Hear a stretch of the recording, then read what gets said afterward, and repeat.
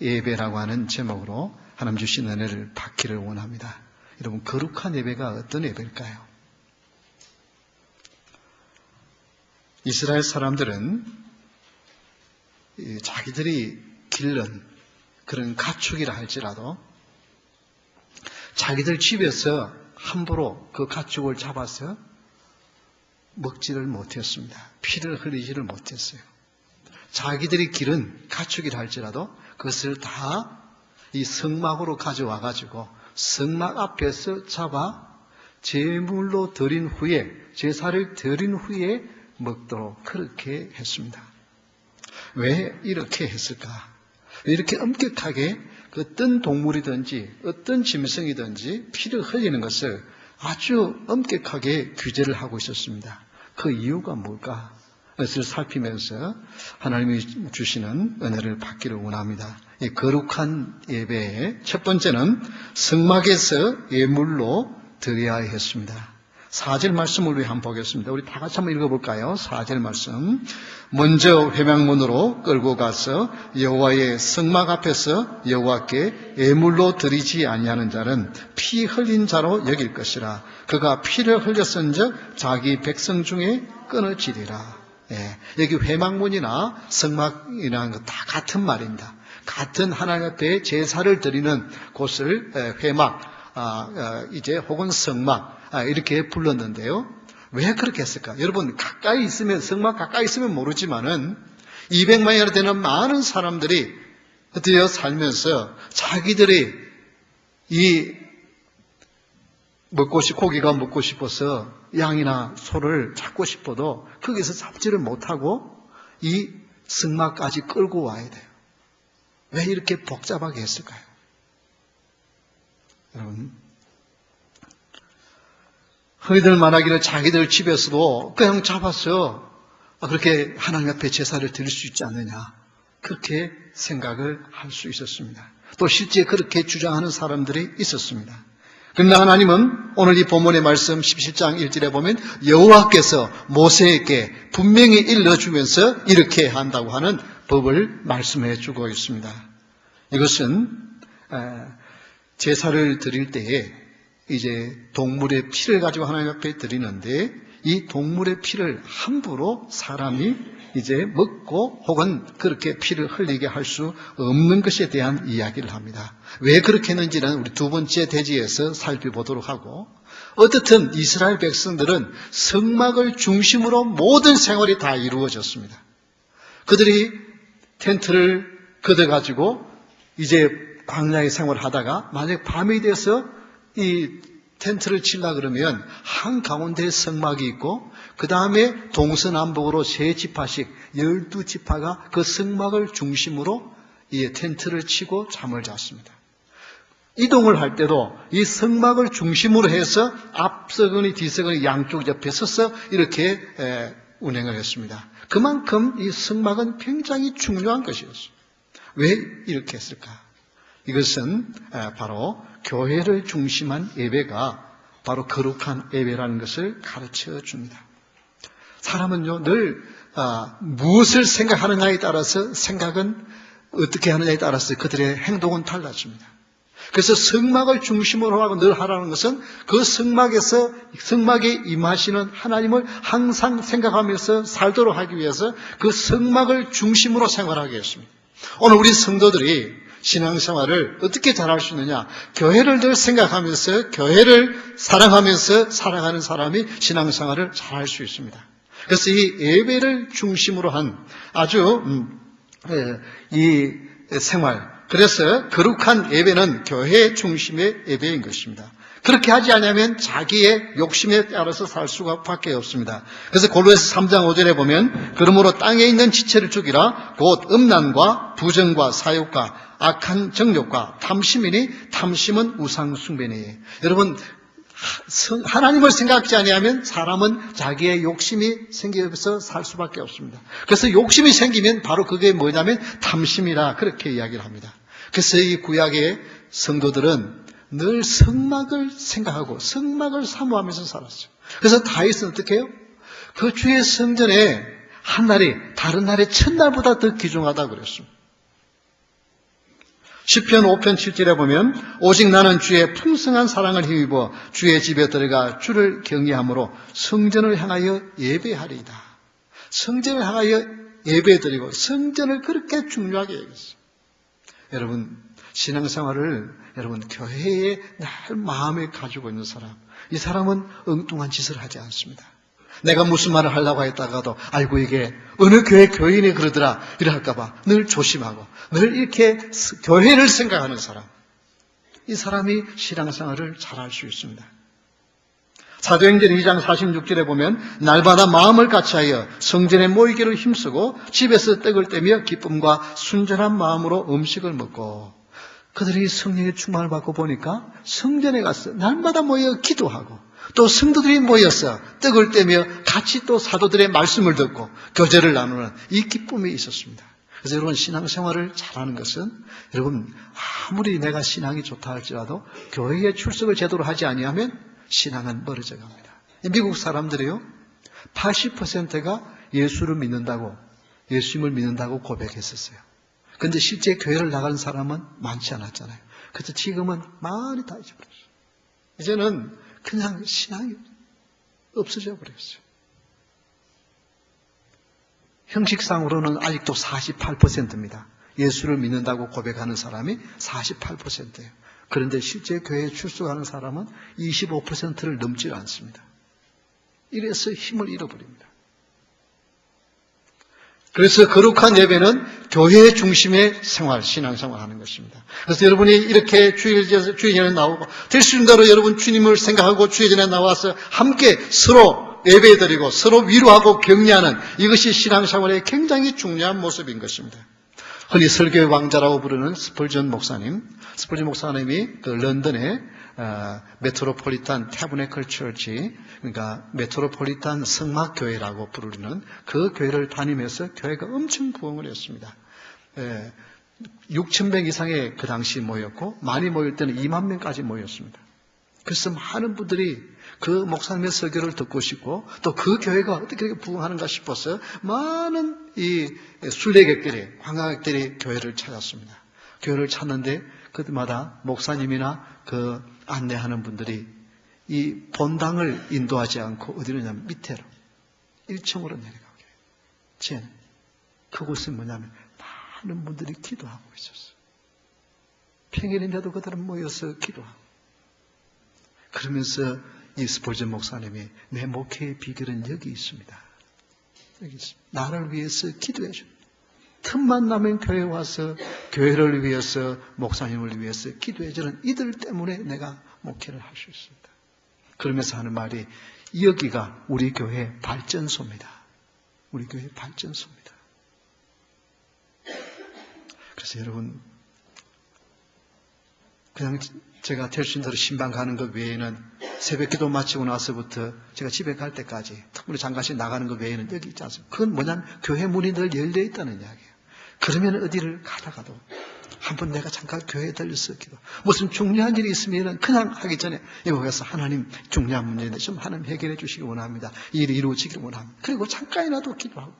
그래서 교회를 가까이 하는 사람. 이 사람이 진정한 신앙생활을 하는 거예요. 그래서 거룩한 예배는 교회를 중심으로. 여러분 요즘 같은 날 같은 데서 얼마든지 집에서 훌륭하신 목사님의 설교를 들으면서 예배할 수 있어요.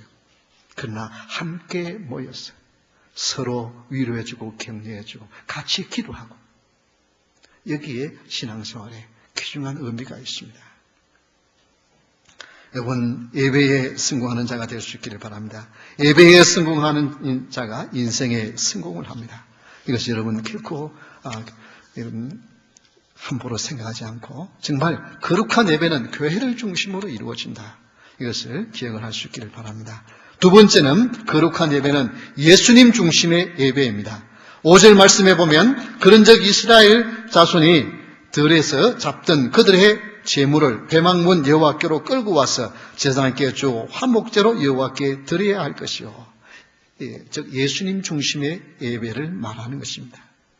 이 화목 제물이 되신 예수님 중심의 예배를 말하는 것입니다.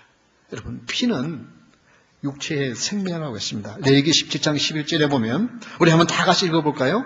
굉장히 중요한 구약 성경에서 어쩌면 특히 레위기에서 가장 중요한 성경 구절이 이 레위기 17장 11절입니다. 우리 한번 다 같이 읽겠습니다. 육체의 생명은 피에 있습니다. 내가 이 피를 너희에게 주어 제단에 뿌려 너희의 생명을 위하여 속죄하게 하였나니 생명이 피에 있으므로 피가 죄를 속하느니라. 이게 굉장히 중요한 의미예요.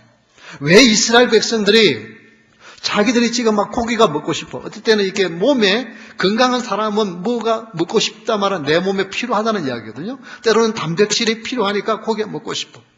그래도 집에서 그걸 잡지를 못하고 이 승마까지 끌고 와야 돼. 끌고 와서 제물을 드리는데 무슨 제물로 드리냐면은 이게 화목제로, 이제 5절 말씀, 오늘 읽은 말씀에 보면 화목제로 그렇게 되어 있지 않습니까? 화목제로 드리는 것은 이 제사는 다른 제사는 번제 같은 거는 온전히 다 태워서 드려요. 그러니까 그 제물을 아무리 가져와도 그거는 입도 못 댑니다. 그런데 이 화목제물은 기름덩어리 이것만 태우고 나머지는 어떻게 해요? 제사를 드리는 그 제주와 그 다음에 그 제사를 집례하는 제사장과 함께 먹도록 거기서 거의 대부분을 다 먹어야 됩니다. 왜 이렇게 복잡하게 했을까요? 이것은 무슨 의미가 있냐면은 피는 생명이라 그랬지 않습니까? 생명은 사람이 마음대로 주장할 수 없다는 거예요. 비록 동물이라 할지라도 생명은 하나님이 주신 것이기 때문에 그것을 인간의 마음대로 좌지우지할 수 없는 귀중한 거라는 거예요.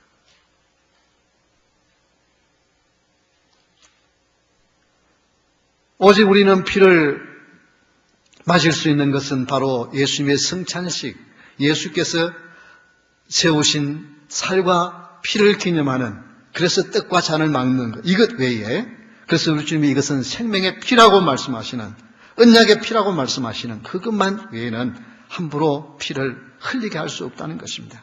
그만큼 생명이 귀중하다는 것입니다. 그런데 이 귀중한 생명을 예수님은 우리를 위해서 화목 제물이 되어서 당신의 피를 흘려주신 이것 때문에 하나님과 우리와 화해가 되어지고 예배 드릴 수 있게 되어진 것입니다. 로마서 3장 25절에 보면 이 예수님을 하나님이 그의 피로서 믿음으로 말미암는 화목 제물로 세우셨으니 이는 하나님께서 길이 참으시는 중에 전에 지은 죄를 간과하심으로 자기의 의로우심을 나타내려 하심이니, 즉 예수님이 하나님과 우리 사이에 죄로 인하여 원수 되어진 것을 당신의 화목 제물이 되어서 피를 흘리시고 이것 때문에 하나님과 우리가 화해가 되어졌어요. 하나님의 은혜를 받고 하나님의 축복을 받고 하나님의 사랑을 받는 그런 축복의 사람이 되어진 것을 말합니다. 그래서 요한일서 1장 7절에 보면 그가 빛 가운데 계신 것 같이 우리도 빛 가운데 행하면 우리가 서로 사귐이 있고 그 아들 예수의 피가 우리를 모든 죄에서 깨끗하게 하실 것이요. 우리의 모든 죄가 예수님의 피로 깨끗하게 되어지는 그 피가 귀중해요. 그래서 피는 예수 그리스도의 생명을 나타내는 것이고 그 피를 흘리심으로 말하면 우리가 새 생명을 얻었습니다. 그래서 이스라엘 백성들은 피를 함부로 생각하지 않고 피는 너무나 귀중한 생명이고 그 예수 그리스도의 피를 상징하는 것이기 때문에 동물들을 함부로 잡지 못하게 한 거예요. 조지아주에 페인 대학이 있습니다. 거기에 로이 드라모트라고 하는 목사님이 계시는데요. 교목으로 계시는데 이분이 채플 시간에 이제 이렇게 20년 동안 내가 성경 공부를 하면서 깨달은 진리를 오늘 내가 전하겠습니다. 그러니까 이게 학생들의 눈이 초롱초롱 해가지고 20년 동안 성경을 연구하면서 중요한 것이라 그러니까 무슨 말씀을 전하려고 하나 하고 아주 그 목사님을 쳐다보고 있는데 이때 이 목사님은 페인대학교 역사상 가장 짧은 설교를 했습니다.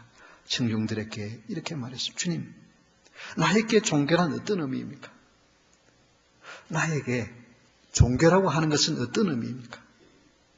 그렇게 질문을 합니다. 그러면서 종교란 그것만으로는 아무런 의미가 없습니다. 종교 생활에 얽매이지 말고 진정으로 예수님을 만나십시오. 이게 그날 설교 전체였습니다. 여러분, 종교란, 여러분에게 있어서 종교란 무슨 의미가 있습니까? 그저 종교 생활, 이 자리에 와서 그저 마치 예배를 드리는 이제 처음에서 성가대의 찬양으로부터 시작해서 마지막 축도가 마칠 때까지 그저 매주 반복되어지는 그 순서, 어떤 종교 생활에 얽매이지 말고 정말 여러분 이 예배를 통해서 예수님을 만나는 여러분 되시기를 주 이름으로 축원합니다. 예수님에 대한 생각이 없으면 아무 소용이 없어요. 여러분 이 앞에 보이는 십자가 보이죠? 그러나 저 십자가만 봐가지고는 아무 소용이 없어요. 저 십자가에 달려서 나를 위하여 보배 피를 흘리신 희생제물이 되신 예수님에 대한 생각이 없으면, 그 예수님을 만나지 아니하면, 그 예수님과 여러분 인격적인 관계가 이루어지지 아니하면 종교 생활은 아무런 의미가 없어요. 이 자리에 와 앉아 있으면서도 여러분은 무슨 생각이 있습니까? 어떤 사람은 이렇게 보면서 다른 사람이 오늘 이제 가을이 됐는데 무슨 옷 입고 왔나, 헤어스타일이 어떤가, 뭐 어떤 표정이 어떤가. 여러분 그게 그렇게, 어떨 때는 그게 그냥 예배 시간에 늘 그게 보여요. 저 사람은 저 예배를 안 드리고 뭐 딴짓하고 이런 거 보면서 늘 그런 생각할 수 있어요. 또 어떤 분은 오늘 목사가 무슨 설교를 할까? 여러분, 네. 목사가 설교를 하는 것은 지금 누구를 전하는 거예요? 예수님. 그 예수님을, 그 목사의 설교를 통해서 내가 좀 더 예수님에 대해서 알고 싶고, 내가 좀 더 예수님과 가까워지고, 내가 좀 더 예수님을 사랑하는 사람이 되겠다는 이 마음이 여러분 가운데 있어요. 거룩한 예배의 핵심은 얼마나 지금 모습이 거룩하냐, 얼마나 웅장하냐, 그게 중요한 게 아니에요. 많은 분들이 우리 교회를 밖에서 볼 때보다는 안에 들어오면 너무 아름답대요. 난 그렇대요. 지금 그게 그렇게 중요한 게 아니에요. 여기 지금 뭐 만약에 중세 같으면 여기에 파이프 오르간을 해가지고 웅장한 음악이 나오고요, 분위기가 아주 그냥 뭔가 장엄한 그게 있는. 지금 그게 중요한 게 아니에요. 그게 중요한 게 아니에요. 여기서 우리가 예수님에 대한 생각으로 가득 차는 것이 거룩한 예배의 핵심인 줄 믿으시기 바랍니다. 그래서 여러분 늘 그 마음을 가졌어요. 내가 예수님 좀 더 알기를 원합니다. 이 시간 여러분 가운데 예수님에 대해서 알고 싶은 마음이 있습니까? 아멘. 네. 그 마음이 있는 것은요, 여러분의 가진 마음이 아니고 하나님이 여러분께 주신 은혜의 마음입니다. 내가 좀 뭔가 내 인생에 좀 예수님에 대해서 좀 더 알고 싶어 하는 마음이 여러분 있다면 이것은 하나님 주신 은혜예요.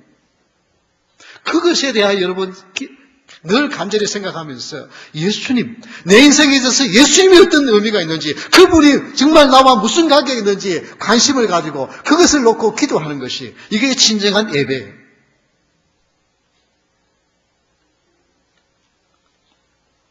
세 번째, 거룩한 예배는 향기로운 냄새가 되어야 한다고 했습니다. 이것은 향기로운 삶을 드리는 예배를 말합니다. 6절 말씀을 한번 보겠습니다. 우리 다 같이 읽어볼까요? 제사장은 그 피를 회막문 여호와의 제단에 뿌리고 그 기름을 불살라 여호와께 향기로운 냄새가 되게 할 것이라. 여러분, 이 기름을, 이 화목 제물에서는 기름을 꼭 불태워도, 제사를 드릴 때는 이 기름은 꼭 이렇게 불태워도 먹지 못하도록 하겠습니다. 여러분, 기름을 태우면 어떻게 해요? 고소한 냄새가 나잖아요. 하나님은 그걸 뭐냐면 향기로운, 이게 뭘 지금 이야기합니까?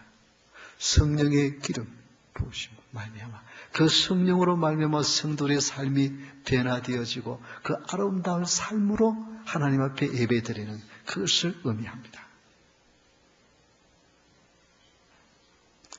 그래서 우리가 교회 중심의 예배, 또 예수님 중심의 예배를 할지라도 내 삶이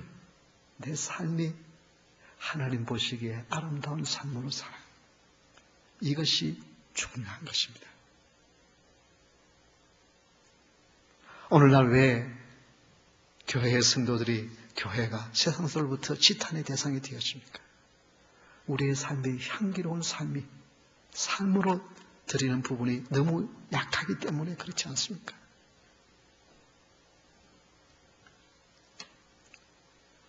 내 삶을 온전히 드리는 예배, 헌신적인 삶을 예수님을 사랑하기 때문에 예수님이 사랑하는 이웃들을 사랑하면서 내가 수고하고 때로는 내가 희생하고 또는 내가 섬기고 내가 때로는 낮아지면서 다른 사람들에게 나타나는 이 삶을 통해서 하나님 부족하지만은 여세 동안 살면서 이런 삶을 살았습니다. 주님 사랑하기 때문에 내가 이렇게 했습니다. 그 삶을 드리는 예배, 이것이 거룩한 예배라는 것입니다. 향기로운 냄새를 나는, 향기로운 맛을 내는, 이게 바로 귀중한 예배라는 것입니다. 성도의 삶에서 아름다움에서 향기가 나는 것입니다. 그런데 여기 7절에 보면 이런 말씀이 기록되어 있죠. 그들은 전에 음란하게 숨기던 순념소에게 다시 제사하지 말 것이니라. 이 순념소는 하나님을 대적한 사탄의 상징으로 많이 나옵니다. 지금도 여러분들이 한번 인터넷에 순념소 혹은 염소 형상 이렇게 한번 보십시오. 전부 사탄을 숭배하는 자들이 그 염소, 두 뿔이 있는 염소의 형상을 그들의 우상으로 섬기고 있습니다.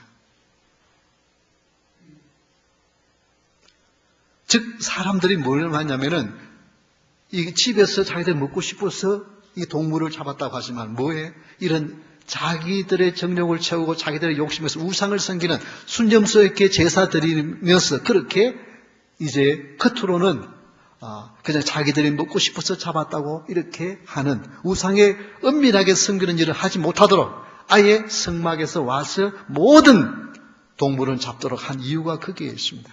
사람은요, 자기 욕심, 자기가 하고 싶은 것은요, 정말 다른 사람 몰래 은밀하게 얼마든지 행할 수 있습니다. 그래서 우리 성도는 늘 하나님 앞에서 이 자리에 와서 예배를 드리는 이 시간만 아니라 24시간 주 7일 하나님의 은혜를 생각하면서 살면서 그래서 나의 삶에 거룩한 향기가 나도록 사는 삶, 이것을 통해서 예배를 드리는 것이 진정한 예배라는 것이, 이게 거룩한 예배라는 것입니다. 그래서 로마서 12장 1절 말씀입니다. 우리 한번 다 같이 큰 소리로 읽겠습니다. 로마서 12장 시작. 그러므로 형제들아 내가 하나님의 모든 자비하심으로 너희를 권하노니 너희 몸을 하나님이 기뻐하시는 거룩한 산 제물로 드리라. 이는 너희가 드릴 영적 예배니라. 영적 예배, 거룩한 예배가 어떤 예배냐? 우리의 몸을 산제물로 드리는 것. 우리의 삶을 하나님이 보시기에 아름다운 거룩한 삶을 살도록 하나님 오늘도 내가 예수 믿는 사람답게 살기를 원합니다. 예수 믿는 사람답게 말하고 예수 믿는 사람답게 행동하면서 살 수 있기를 원합니다. 그래서 이 나의 삶을 통해서 예수님을 증거할 수 있기를 원합니다. 이것이 성도의 아름다운 삶이라는 것입니다. 그래서 야고보서 2장 18절에 이런 참 무서운 말씀을 하고 있습니다. 어떤 사람은 말하기를 너는 믿음이 있고 나는 행함이 있으니 행함이 없는 내 믿음을 내게 보이라. 나는 행함으로 내 믿음을 내게 보이리라 하리라. 흔히 우리는 예수님을 믿음으로 구원 얻습니까? 행함으로 구원 얻습니까? 믿음으로 구원 얻죠. 믿음으로 구원 얻어요. 이것은 어느 누구도 변할 수 없는 진리의 말씀입니다. 그런데 그 믿음이 진실한 믿음, 진짜의 믿음인가를 뭘로 보여주겠다고요? 행함으로 보여주겠다는 것입니다. 내 믿음이 진실한 믿음이라는 것, 정말 가짜 입으로만 말하는 믿음이 아니고 이 믿음이 진실한 믿음이라는 것을, 정말 예수님을 사랑하고 예수 믿는다는 믿음을 뭘 보여주겠느냐? 나의 삶을 통해서. 우리는 그 행동을 함으로 구원 얻는 것은 분명히 아닙니다. 그러나 구원 얻은 사람은 어떻게 해요? 그 행동이 나올 수밖에 없습니다. 올바른 믿음을 가진 사람은 그 행동이 나올 수밖에 없는 거예요. 그래서 우리는 흔히 그런 말을 말하죠. 참 마음은 원이로 돼 육신이 약하다. 우리는 그 말을 많이 해요. 그러나 우리는 그걸 너무 많이 해요.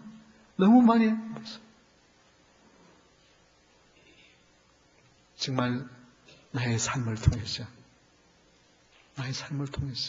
내가 정말 주님을 사랑하는 그 믿음이 진실한 것을 내 행동을 통해서 나타날 수 있기를 원합니다. 이것이 저와 여러분의 간절한 기도의 제목이 될 수 있기를 주의 이름으로 축원합니다. 이것을 통해서 세상 사람들은 하나님을 볼 수도 없고요, 성경을 읽지도 아니하는데 우리의 삶을 통해서 살아계신 하나님의 계시다는 것을 알게 하고 정말 예수님이 좋은 분이라는 것을 알게 하는 것이 이것이 성도의 삶인 것입니다. 그 일본의 도쿄의 니카무라 유키오라고 하는 그 괴짜 아주 그 도둑이 있었어요. 이 얼마나 민첩하고요. 또 변장술도 얼마나 뛰어난지 수년간 잡지를 못했어요. 도둑을 트는데 잡지를 못해. 그런데 이 도둑은 이 니카무라는 아주 특이한 이 습성이 있었는데 그래서 집에 들어가서 도둑질을 하는데 마땅히 가져갈 게 없어. 그러면 화가 나면 어떻게 하냐면 그 집에 있는 간장, 된장을 다 마당에다가 다 쏟아 부어놓고 그냥 그러고 가버리는 거예요. 그런데도 잡지를 못해. 그러다가 어떻게 잡혔느냐. 경찰관이 지나가는데 몸에서 심한 지독한 간장 냄새가 나는 거예요. 그래가지고 붙들렸어요. 악한 사람은 악의 습성에, 악의 냄새가, 악취가 날 수밖에 없습니다. 진짜 예수님을 믿는 사람은 아름다운 향기 나는 삶을 살 수밖에 없습니다. 예수님을 바라보면서 사는 사람은. 그래서 주님, 정말 여러분 믿음으로 구원 얻는 것 당연한 사실입니다. 그러나 주님, 나의 삶을 통해서 향기가 나고 있는지요? 향기가 나고 있는지. 나 때문에 주위에 실족했던 사람들이 정말 예수 믿어도 소용이 없고 정말 예수 믿는 사람도 다 똑같다고 그렇게 말하는 세상에 나 때문에 예수 믿게 할 수 없는지. 참 우리가 조심해야 할 것은 주일학교에서 그런 분반 공부를 하는데 세상 사람과 성도의 차이 이런 공부를 하는데 다들 그래도 세상 사람보다는 예수 믿는 사람이 좀 낫다. 이제 이런 분위기로 쭉 이제 토론을 해서 끌어가는데 딱 결정적으로 그 담임 목사님 아들이 고등학생인데 고등학생들이 다 똑같아요. 완전히 분위기를 다 망쳐버립니다. 이게 담임 목사님 아들이 예수 믿는 사람이나 안 믿는 사람이나 다 똑같다고 했으니 이게 어찌된 일입니까? 완전히 그날 성경 분반 공부는 다 그냥 망쳐버린 거죠. 그럴 수 있어요. 우리가 자칫 잘못하면 우리가 우리의 자녀들에게 그냥 예수 믿는 사람이나 안 믿는 사람이나 다 똑같네요. 단지 다르게 있다면 그냥 주일날 교회 가는 것 외에는 아무런 차이가 없네요. 이러면 우리가